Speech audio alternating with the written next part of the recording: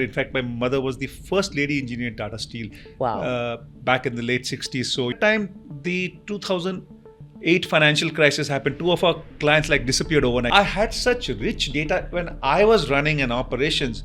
I would be, blown away. Then Tata said about the transformation of Tata Motors into the largest consulting project in the history of India at that point of time, and give the weekend as a break. Okay. And actually not open your computer or take that as a break so you can switch off mentally, be with people who have experienced ProHance and then joined ProHance, from the big companies who implemented ProHance to then saying, I believe in the vision to come and join.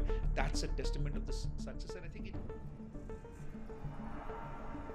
Hello everyone, welcome to ProHance Pulse, where we talk to the leaders who are behind ProHance, get to know a little bit about them, get to know what goes on behind the minds who are responsible for the ProHance business. And today I'm delighted to welcome Arvind Sagar. Arvind's a senior advisor with ProHance, and he's been instrumental in setting up our professional services vertical. He's one of the most warm, engaging and affable management leaders we have. And I think today it will be a really special session getting to know him. Welcome, Arvind. Thank you. It's a pleasure to be here and look forward to an engaging session. Yes. So starting off with the basics, I think everybody wants to know a little bit about your background, life influences, parents, if we can just get to know a little bit about all that. I'm a Jamshedpur Steel City boy at heart. Both my parents started their careers mechanical engineers in Tata Steel. Even my wife, myself, and my father-in-law all started their careers there. In fact, my mother was the first lady engineer in Tata Steel back in the late 60s. So, even before Sudha Murthy did that for Tata Motors. That's amazing. So I ended up, after my schooling, and I did my engineering from IIT BHU, Varanasi, just like my dad, and just like him, 29 years after him, joined as a graduate trainee in Tata Steel. So far, everything was very, very by the book, conventional. Later, while I was doing my business management from XLRI, just like my dad, I happened to come across a very interesting summer project with a new international manufacturing joint venture called Tata Timken, which was just a project stage. I had the interesting opportunity to design a production planning control system for a world-class facility coming up. It was a very non-hierarchical company, and the French MD liked some of the ideas which I came up with, which were contrary to the norm. And he backed me to, push my ideas with the global leadership team. And, they bought into it. And he said, you design the system and you have a job. The day you finish your college, you can implement it in the plant as it's getting ready. And that was a really exciting start to my career. The day my exam ended, I was working, trying to implement what I had designed. But then life took a very interesting turn when our late finance minister, Mr. Manmohan Singh, liberalized the Indian economy, and every assumption we had planned the project on got sort of thrown in the dustbin. Wow. And really lot of turmoil, change, and we all rolled up our sleeves, and I ended up on the shop floor running shifts despite my MBA, and eventually ended up as production managers to stabilize and make the whole vision eventually happen. Learned a lot. And I think that small old conventional town in India experiencing the global change which was happening in a multinational company, I think that set my basic interest in how change happen, how it is. It's the axiom I feel is that change is a constant. Early on in my life, I learned that cliche is actually true. Right. Later, after I would call it a manufacturing startup, I could never do anything routine. Right. And I therefore moved to Delhi in the world of consulting. I ended up with Anderson Consulting, which became Accenture. A lot of re-engineering for 3 years in Tata Motors, realizing Ratan Tata's vision of what Tata Motors from a truck to a passenger car. Did you work with him directly with Ratan Tata? He supervised a project and he took reports out. We met him a couple of times. Nice. But I think he made us design for 6 months and implement for 2.5 years. And that's where my interest in change management further happened, as how I saw the company start that transformational journey. So when my kids started going to school and I had to give them some stability and couldn't go from project to project, which the consulting world does, I chose to go to change management with Hewitt Associates, and I became the leader for the large scale change management projects in India, and helped design and set up things like the performance management system for the public sector, individual variable pay, BHEL, Indian Oil, and all, which are pretty, I would say, foundational programs and processes behind the public sector. Uh, at that point of time, I came across the what was the emerging services sector in India, Right. and did a project for what was the original Reliance Telecom, the first Wow. venture. Okay. Total chaos, but that energy was infectious, and I said I must get my hands dirty in the services sector. So I took an opportunity to join Genpact as it grew from JKIS to Genpact about 20 Okay. years ago, and I was changed my what I was doing to become a quality leader for BFSI vertical, which grew from 3 to 16 companies in about 3.5 years. Wow. But during that time, the 2008 financial crisis happened. Two of our clients like disappeared overnight, literally. Wow. So Amazing. again, a huge period of turmoil and change, and my passion for change management kept growing as to how these companies were dealing with such rapid change, and how even Genpact itself.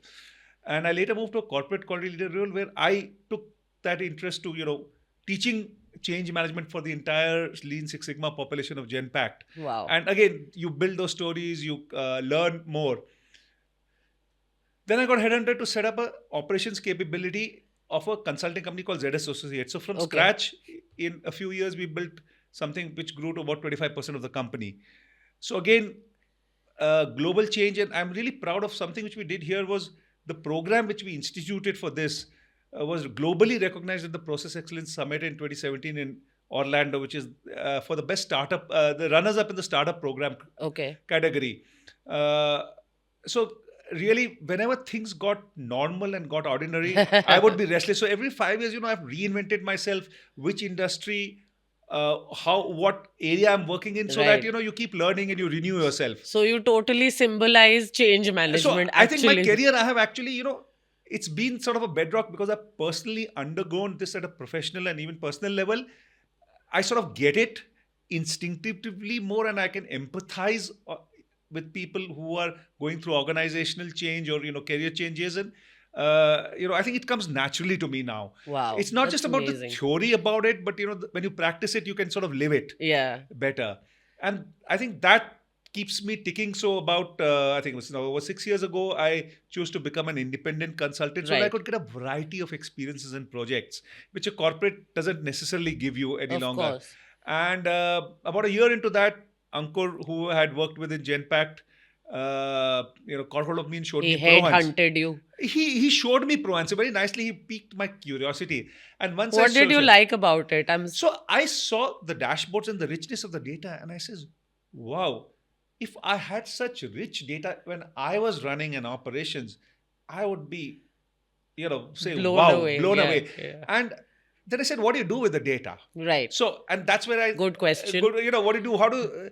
And there was a complete blankness about that, because it was a product company and it was more about getting the product, and that gave me the idea about an opportunity to build a consulting practice around the product, and the what grew into professional services, where we advise clients on change management to implement smoothly and get the benefits. Okay. We also see how you can integrate the rich data into your governance so it sticks. We Oh, get our wonderful. renewals. Yeah. And then, one of our oldest clients is still 10 years later, renews our license every year for That's about amazing. 50,000 people. So they are doing new things with that same data. Amazing. So how do you Amazing. build new use cases Right. to drive continuous improvement or organizational objectives? So I think that's what has kept me ticking, and I enjoy in ProHance, that whole thing of change is something which I believe in, I've experienced, and I get a chance to work on it with so many of our clients. Wonderful. Thank you so much. That was very insightful. So, Arvind, usually digital transformation involves a lot of statistics, processes, strategies in place which are perceived as dry. What a lot of people forget is that it involves humans at the end of the day. So, how do you ensure that digital transformation still retains that humane touch? So I think it's very important to understand that by the nature, humans tend to resist any change. That's how we are Yes. wired. Yes. I think, therefore, it is very important with all the other considerations you have talked about to clearly articulate what's in it for each role or persona, as I use the term. So, whether it's an associate, whether it's the supervisor, the manager, the director, even the CXO, Right. or by the roles like what does HR go through it, what does workforce management, what does finance go through it. So think of them as personas. It's important to first articulate how it impacts them, and therefore what is it in it for them, then communicate those aspects very transparently and clearly, Right. so they can understand, like for example, implementing ProHance, the data is rich, how they can use it to work smarter and not just harder, how it enables visibility in the hybrid workforce, Right. right? As well as how then that better work-life balance, if you can get, you can spend like that will give me time to learn about Gen AI or the latest thing to grow my skills and then grow myself in my role or into next roles. So I think thinking and articulating it, and then also another very important is, break it into digestible chunks, the change. Right. So what do you think, if you I call it shaping the path. So think of it like I'm planning a 10-kilometer run. Right. I'll have milestones at which I plan to run at different Hmm. paces. So if I can visualize that and think about it, then it becomes one chunk at a time rather than this whole large 10-kilometer run. Run. Yeah. And I see many great Indian batsmen pace their innings, the Virat Kohli, the Rohit Right. Sharma, about at stages, at chucks, at various rates and asking rates. So that's the way to sort of one ball at a time, one over at a time, pace it. In that, some of the things, like we think about it very actively when we help our clients plan changes at implementing, say, ProHance. So, for example, if you take the at the associate, right? What's in it for them? How can they free up their time? When you think about it, for a manager, right? A 30, 60, 90-day plan for releasing different reports, for getting the low hanging fruit. Hmm. At a time, we have a sustainable performance framework to do that, so that you're digestible chunks Right. rather than throwing the whole product at them. At them. Yeah. We also do good practices, like I want to communicate that this is a Fitbit for the workplace. It has the end user in mind by saying they only see the reports and no manager sees the reports for the first 2 weeks of the month. It gives them the chance to self improve and think of it as a Fitbit for Yeah. themselves rather than just an organizational Right. program. When you think of leadership, they may be slightly removed or very busy, but can we schedule early on a few key management reports into their mailbox? Oh, So they okay. don't have to log in. It just comes and they say, okay, this is how things are progressing. The ability to teach individuals how they can set alerts which matter for them, for their role, which keep changing as time changes. So focusing on these elements make them personalize it to their requirements, which may vary from time to time. As well, they feel involved and part of that journey. This thinking around how am I using it versus just a program Yeah. or a digital tool being thrown at that. No, I and think that is actually very they key. will, yeah, understand that at the end of the day it benefits them. Them, yeah. Yeah. And so it's- that what's in it for me being articulated through step by step journey in digestible chunks. I think is the key human element to think through in digital transformations. So, Arvind, you worked across diverse industries with so many senior people, all names which we recognize. Is there any interesting leadership lesson you'd like to share with us? An interesting story you have? So I think setting very clear, articulate goals Hmm. and the path, and then delegating wisely. Right. I think that is key. And I'll give a couple of examples about the delegation. I learned it when the French MD to a rookie engineer delegated the power to go and design something world class, and held me accountable for implementing it.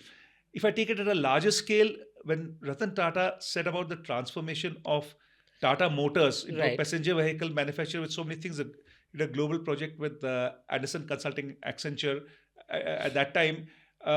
He was very clear, saying that the people who come onto the project, you're designing for 6 months, you're implementing for 2.5 years after that across Wow. the organization. Those who design have to stay on and implement. So Okay. we knew whatever we designed, we would have to implement. And it was the largest consulting project in the history of India at that point of time. And the 3 year association in implementing a 6 months design, I think that was the key to the success.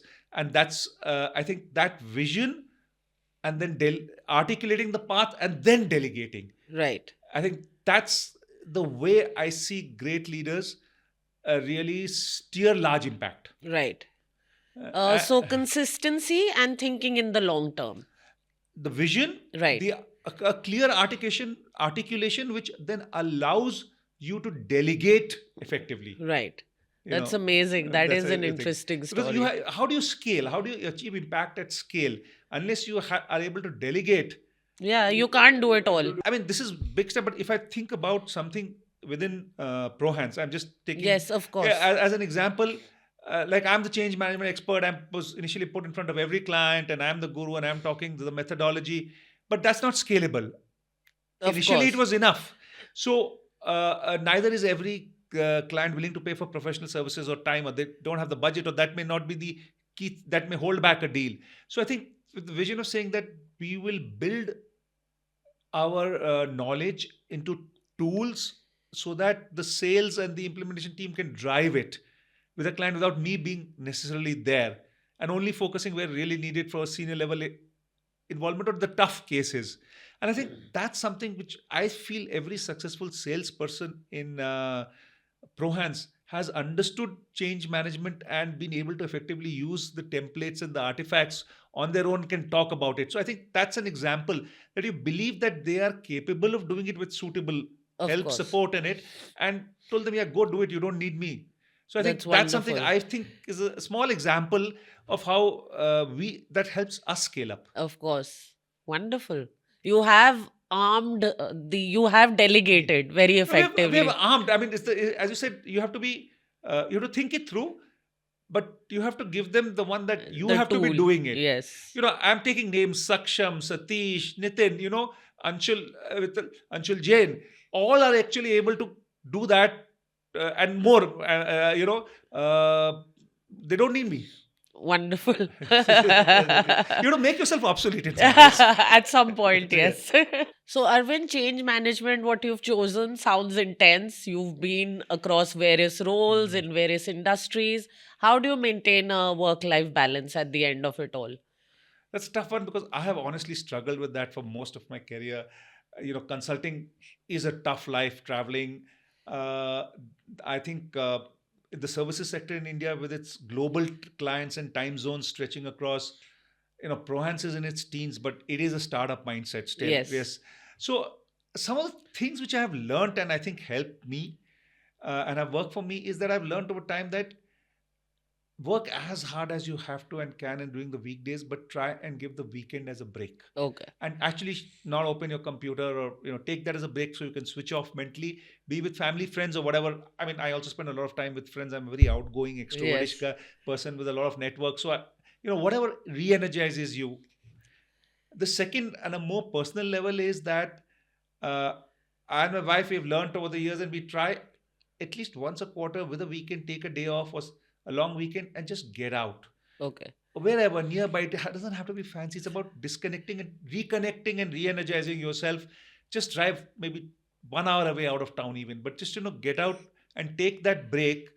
And this is different from those annual long, exotic Yeah. 2 week. Facebook, Instagram holidays. It doesn't have to be. This is more about Right. reconnecting time. I think those have sort of helped keep the balance, even though work has always been intense. Of course. And I think that's something which I feel um, everybody has to find their own one. Yeah. It varies, and it changes at stages in life. When you have young kids versus later on, when you're dealing with more aged parents, so things will differ. Just figure out your own one, what works for you. Works for you. Yeah. Yes. So, last question. You've seen ProHance as it was a baby, and now, as we are saying, it's in its teens. Mm. So, in the last 6 years, how would you say the company's evolved, and how have you evolved with it? So I think I was really, really happy at this our town hall during our offsite this year. So many people, 5-year plus and even 10-year awards, right? I was there in the 5-year category. And that gave me a great deal of satisfaction of the company, that the people stay long enough to see this growth Yeah, that's as well as amazing. participate in it and then drive it. And, and there is something about the company which retains people. So I think that is a sign of our success as an organization. Okay. On the fact of the mission we are on, I think the leadership, the again on the leadership and even the manager level coming into the company a lot, coming from people who have experienced ProHance and then joined ProHance, from the big companies who implemented ProHance to then saying, I believe in the vision to come and join. That's a testament of the success. And I think it comes from, if you think about it, they have experienced our name, productivity enhancement, ProHance, and they have lived that journey in other organizations and then chosen to be part of our mission. And I think that is a leadership success we have, because they're always able to tell the story in a different way to our clients, customers, and give us the insights we need to further improve our product and services. Amazing. So I think that's a good success story aspect for ProHance. No, I think you've left us with an amazing nugget. I don't think half of our company team members know that ProHance is an acronym for productivity enhancement. That's amazing. I love it. Thank you so much. It was wonderful chatting with you. Thank you. Pleasure being here and really enjoyed. Great. So that concludes our first edition of ProHance Pulse with Arvind Sagar. See you next time.